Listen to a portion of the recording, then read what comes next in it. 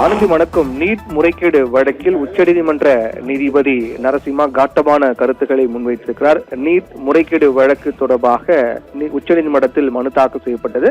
அந்த வழக்கு இன்றைய விசாரணையின் போது நீதிபதி நரசிம்மா அவர் தெரிவித்த கருத்து, மத்திய அரசு மற்றும் தேசிய தேர்வு முகமை இன்னுமா பாடம் கற்கவில்லை என்ற காட்டமான கருத்துக்களை முன்வைத்திருக்கிறார். மருத்துவ படிப்புகளுக்கான நீட் நுழைவுத்தேர்வு வினாத்தாள் கசிந்தது நாடு முழுவதும் மிகப்பெரிய கொந்தளிப்பை ஏற்படுத்திய நிலையில் தேசிய தேர்வு முகமை இதை கலைக்க வேண்டும், தேசிய தேர்வு முகமையை கலைக்க கோரி உச்சநீதிமன்றத்தில் பொதுநல மனு தாக்கல் செய்யப்பட்டது.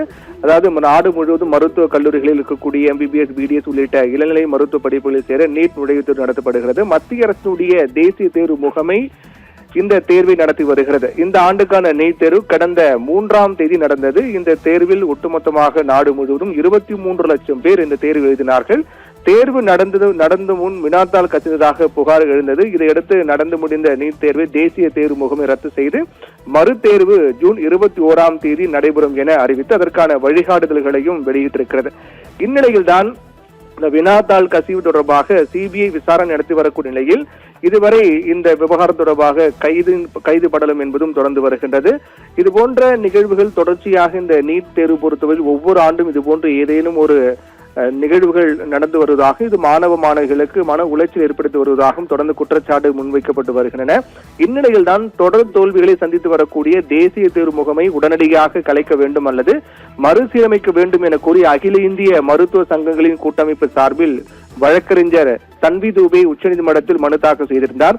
அந்த மனு விசாரணை இன்று நடைபெற்றது. அந்த மனு விசாரணையின் போது அது மட்டுமில்லாமல் ஐக்கிய மருத்துவர்கள் முன்னணி என்ற அமைப்புடைய தலைவரும் உச்சநீதிமன்றத்தில் இது தொடர்பாக பொதுநல மனு தாக்கல் செய்யப்பட்டது. இந்த மனுதான் இன்று விசாரணைக்கு வந்தது. விசாரணை உச்சநீதிமன்ற நீதிபதி நரசிம்மா முன்பாக விசாரணைக்கு வரும்போது சில காட்டமான கருத்துக்களை முன்வைத்திருக்கிறார். அதாவது நீட் முறைகேடு வழக்கு தொடர்ந்து இது போன்ற நிகழ்வுகள் நடைபெற்று வருவது என்பதும் இன்னுமா இந்த நிகழ்வுகளிலிருந்து மத்திய அரசு மற்றும் தேசிய தேர்வு முகமை பாடம் கற்கவில்லை என்று கேள்வி எழுப்பியிருக்கின்றார்.